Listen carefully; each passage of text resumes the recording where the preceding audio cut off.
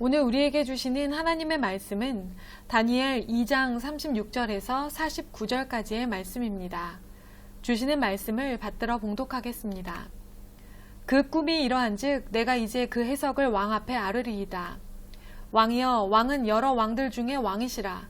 하늘의 하나님이 나라와 권세와 능력과 영광을 왕에게 주셨고 사람들과 들짐승과 공중의 새들 어느 곳에 있는 것을 막론하고 그것들을 왕의 손에 넘기사 다 다스리게 하셨으니 왕은 곧 그 금머리니이다. 왕을 뒤이어 왕보다 못한 다른 나라가 일어날 것이요 셋째로 또 놋 같은 나라가 일어나서 온 세계를 다스릴 것이며 넷째 나라는 강하기가 쇠 같으니라. 쇠는 모든 물건을 부서뜨리고 이기는 것이라. 쇠가 모든 것을 부수는 것 같이 그 나라가 문나라를 부서뜨리고 찌을 것이며 왕께서 그 발과 발가락이 얼마는 토기장이의 지늘기요 얼마는 쇠인 것을 보셨은즉 그 나라가 나누일 것이며 왕께서 쇠와 지늘기 섞인 것을 보셨은즉 그 나라가 쇠 같은 든든함이 있을 것이나 그 발가락이 얼마는 쇠요 얼마는 지늘긴즉 그 나라가 얼마는 든든하고 얼마는 부서질 만할 것이며 왕께서 쇠와 지늘기 섞인 것을 보셨은즉 그들이 다른 민족과 서로 섞일 것이나 그들이 피차에 합하지 아니함이 쇠와 지늘기 합하지 않음과 같으리이다. 이 여러 왕들의 시대에 하늘의 하나님이 한 나라를 세우시리니 이것은 영원히 망하지도 아니할 것이요 그 국권이 다른 백성에게로 돌아가지도 아니할 것이요 도리어 이 모든 나라를 쳐서 멸망시키고 영원히 설 것이라. 손대지 아니한 돌이 산에서 나와서 쇠와 놋과 진흙과 은과 금을 부서뜨린 것을 왕께서 보신 것은 크신 하나님이 장래일을 왕께 알게 하신 것이라. 이 꿈은 참되고 이 해석은 확실하니이다 하니 이에 느부갓네살 왕이 엎드려 다니엘에게 절하고 명하여 예물과 향품을 그에게 주게 하니라. 왕이 대답하여 다니엘에게 이르되 너희 하나님은 참으로 모든 신들의 신이시오 모든 왕의 주제시로다. 내가 능히 이 은밀한 것을 나타내었으니 내 하나님은 또 은밀한 것을 나타내시는 이시로다. 왕이 이에 다니엘을 높여 귀한 선물을 많이 주며 그를 세워 바벨론 온 지방을 다스리게 하며 또 바벨론 모든 지혜자의 어른을 삼았으며 왕이 또 다니엘의 요구대로 사드락과 메삭과 아벳느고를 세워 바벨론 지방의 일을 다스리게 하였고 다니엘은 왕궁에 있었더라. 아멘. 나의 역사도 주님 손에 있습니다. 라는 말씀의 제목으로 오늘 주시는 은혜를 함께 나누겠습니다. 느부갓네살 왕이 꾸었던 이상한 꿈의 비밀이 바로 오늘 본문에서 밝혀집니다. 하나님께서 다니엘에게 이 꿈을 해석할 수 있는 지혜를 주신 것입니다. 본격적인 다니엘의 해석이 시작됩니다. 오늘 본문 37절과 38절의 말씀입니다. 왕이여, 왕은 여러 왕들 중에 왕이시라. 하늘의 하나님이 나라와 권세와 능력과 영광을 왕에게 주셨고 사람들과 들짐승과 공중의 새들 어느 곳에 있는 것을 막론하고 그것들을 왕의 손에 넘기사 다 다스리게 하셨으니 왕은 곧 그 금머리니이다. 아멘. 먼저 금머리는 바로 바벨론의 느부갓네살 왕을 상징하는 것이었습니다. 최대 강국의 왕으로서 느부갓네살이 누렸던 권세와 능력과 영광이 하나님께로부터 온 것임을 다니엘은 분명히 전합니다. 모든 것을 다스리게 하시는 분, 왕들 중에 왕으로 세우시는 분이 바로 하나님이시라는 사실입니다. 느부갓네살에게 이 말씀을 전하는 것이 다니엘에게 쉽지 않았을 것입니다. 당신이 지금 누리고 있는 이 모든 것이 당신 것이 아니고 당신이 잘나서 그렇게 된 것이 아니라는 이 직언을 불안과 분노에 사로잡혀 있는 권력자에게 하는 것은 어쩌면 지혜롭지 못한 선택일 수도 있었을 것입니다. 하지만 다니엘은 상황에 굴복하지 않았습니다. 눈앞에 있는 한계투성이의 인간보다 하늘의 하나님을 더욱 경외하고 신뢰하였기 때문입니다. 우리가 하나님의 뜻을 전할 때에도 이래야 합니다. 우리는 전해야 할 진리의 말씀을 우선하고 이 말씀을 우리에게 알게 하신 하나님을 신뢰하는 마음으로 상황과 사람에게 눌리지 말고 당당하게 말씀을 전해야 하는 것입니다. 계속해서 다니엘은 꿈을 해석합니다. 왕을 뒤이어 왕보다 못한 다른 나라가 일어날 것이요. 셋째로 또 놋 같은 나라가 일어나서 온 세계를 다스릴 것이며. 아멘. 느부갓네살 왕이 다스리는 바벨론의 뒤를 이어 두 번째와 세 번째 나라가 일어나서 온 세계를 다스린다는 것입니다. 두 번째 나라는 역사적으로 바벨론의 뒤를 이어 등장한 메데 바사, 즉 페르시아를 가리킵니다. 그리고 세 번째 놋 같은 나라는 헬라, 그리스를 의미합니다. 실제 역사 속에서 바벨론의 뒤를 이어 메데 바사가 고대 근동세계를 제패하였고 또 그 뒤를 이어 헬라, 즉 마게도니아가 힘을 장악하였습니다. 이렇게 여러 왕국은 흥망성쇠를 거듭하며 역사에 등장했다가 또 사라질 것을 알려주는 꿈이었습니다. 그 어떤 나라도 영원히 지속되는 나라는 없다는 것. 하나님의 주권 아래에 모든 것이 있다는 것입니다. 한 나라를 금과 은, 청동과 쇠처럼 빛나고 강하게도 하시고 또 그 나라를 다시 없애기도 하시는 분은 하나님이십니다. 이 세상의 역사를 그렇게 이끄시고 주관하시는 분이 바로 하나님이시기 때문입니다.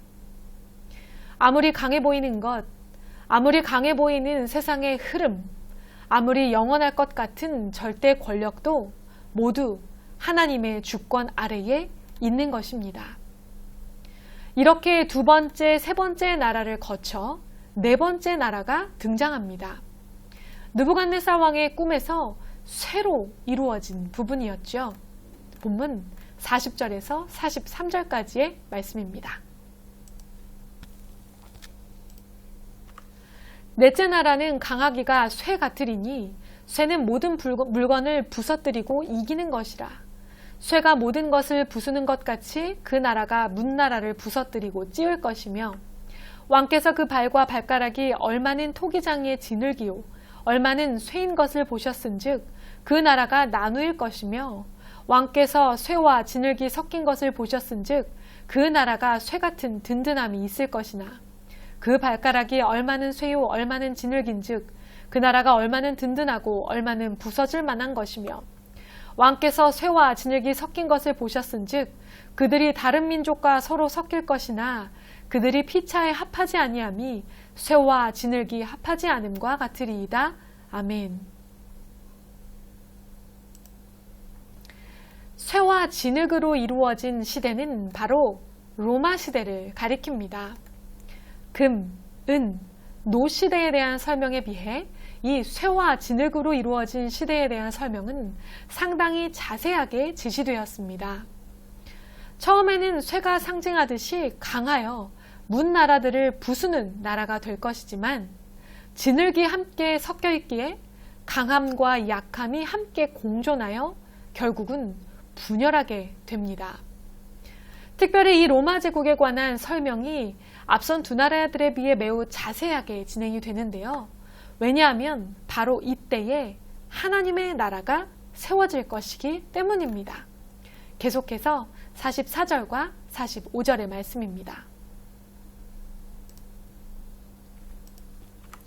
이 여러 왕들의 시대에 하늘의 하나님이 한 나라를 세우시리니 이것은 영원히 망하지도 아니할 것이요 그 국권이 다른 백성에게로 돌아가지도 아니할 것이요 도리어 이 모든 나라를 쳐서 멸망시키고 영원히 설 것이라.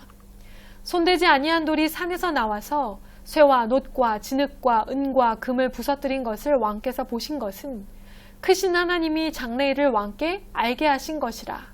이 꿈은 참되고 이 해석은 확실하니이다 하니. 아멘. 사람이 손대지 아니한 돌이 나라와 신상을 부서뜨리고 그 돌이 큰 산을 이루는 장면이 무엇을 의미하는지 다니엘은 설명하고 있습니다. 이렇게 여러 나라와 왕들의 권력이 뒤바뀌는 역사의 흐름 속에서 하나님이 세우시는 하나님의 나라가 세워질 것이라는 말씀입니다. 사람의 손이 닿지 않은 돌에서 시작된 큰 산이라는 것은 온전히 하나님의 권능만으로 임하는 역사를 상징합니다. 그 나라는 영원하며 이 땅의 모든 나라를 쳐서 멸망시키고 영원히 설 것입니다. 그 나라는 바로 예수 그리스도께서 영원한 왕으로 다스리시는 하나님의 나라입니다. 즉, 하나님께서 느부갓네살 왕의 꿈을 통해 계시하신 내용은 그리스도께서 이 땅에 세우실 하나님의 나라가 영원히 존재할 것이며 최후 승리의 나라가 될 것이라는 예언이었던 것입니다. 그리고 이 예언은 예수님의 십자가와 부활, 승천과 성령 강림을 통해 성취되었습니다. 지금도 이 땅 가운데에서 영원한 하나님의 나라를 이루는 우리 그리스도인들을 통해 성취되고 있습니다. 최후에는 다시 오실 재림 예수님을 통해 하나님의 나라가 완성되어 성취될 것입니다. 느부갓네살 왕은 제위 2년 BC 604년에 이것이 이미 예언되어 있었다는 것은 우리가 믿는 복음이 의심할래야 의심할 수 없는 진리임을 더욱 뒷받침해 줍니다. 다니엘의 꿈 해석을 들은 느부갓네살 왕은 이렇게 반응합니다. 46절과 47절의 말씀입니다. 이에 느부갓네살 왕이 엎드려 다니엘에게 절하고 명하여 예물과 향품을 그에게 주게 하니라. 왕이 대답하여 다니엘에게 이르되 너희 하나님은 참으로 모든 신들의 신이시오 모든 왕의 주제시로다. 내가 능히 이 은밀한 것을 나타내었으니 내 하나님은 또 은밀한 것을 나타내시는 이시로다. 아멘. 다니엘의 꿈 해석은 사실 바벨론이 결국 멸망할 것이라는 내용을 담고 있었습니다. 분노와 불안에 사로잡혀 있던 느부갓네살 왕에게 이런 예언은 매우 치명적이었을 수도 있습니다. 그러나 뜻밖에도 느부갓네살 왕은 다니엘의 모든 해석을 듣고 그에게 절하며 하나님이 모든 신 중의 신이시며 왕의 주제이심을 인정하는 고백을 합니다. 우상을 숭배했던 이방 나라, 그것도 세계 최강국의 왕이 하나님을 인정하고 하나님의 이름을 높이며 영광을 돌린 것입니다. 하나님의 말씀이 선포되는 곳에서는 언제 어디서나 이런 능력의 일이 일어나야 합니다. 우리가 세상 속에서 진리의 말씀을 선포할 때, 하나님을 모르는 자들에게 하나님의 살아계심을 드러낼 때 그들이 하나님을 참 하나님으로 역사의 주관자로 인정하는 은혜가 일어나야 합니다. 우리를 통해 믿지 않는 자들이 그리스도를 주로 고백하고 그분을 인정하며 그분을 높여 찬송하게 하는 사명을 감당하는 우리가 되기를 바랍니다.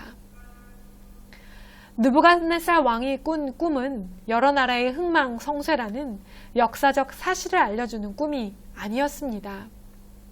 결국 세상의 역사를 주관하시는 분은 하나님이시라는 것을 알려주는 꿈이었습니다. 최고의 강대국이었던 바벨론을 한순간에 무너뜨리시듯 죽을 위기에 처했던 다니엘과 친구들을 한순간에 바벨론의 관리로 세우신 주권도 하나님께 있습니다. 그리고 그 하나님의 손에 나의 역사도 달려 있습니다. 오늘 내가 전부라고 믿는 권력과 화려함도 하나님의 손에서 하루아침에 아무것도 아닌 것이 될 수 있고, 오늘 나를 괴롭히는 절망과 고난의 문제도 우리가 믿음 안에서 하나님께 소망을 둘 때 하루아침에 은혜와 복의 근원으로 변화되는 것을 경험할 수도 있습니다. 세상의 역사를 세우시듯 나의 역사를 하나님의 계획 속에서 인도하고 세우시고 계시는 하나님만을 온전히 신뢰하며 영원한 하나님의 나라를 소망하며 살아가는 저와 여러분이 되기를 주님의 이름으로 축복합니다. 함께 기도하겠습니다. 사랑의 하나님, 모든 역사의 주관자이신 하나님이 나의 역사도 주관하고 계심을 믿고 인정합니다.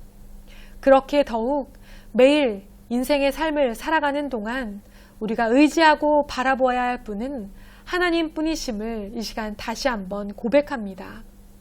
하나님의 크신 계획과 뜻 속에서 나의 역사를 오늘도 만들어 주시고 세워 주시옵소서. 모든 말씀 예수님의 이름으로 간절히 기도드립니다. 아멘.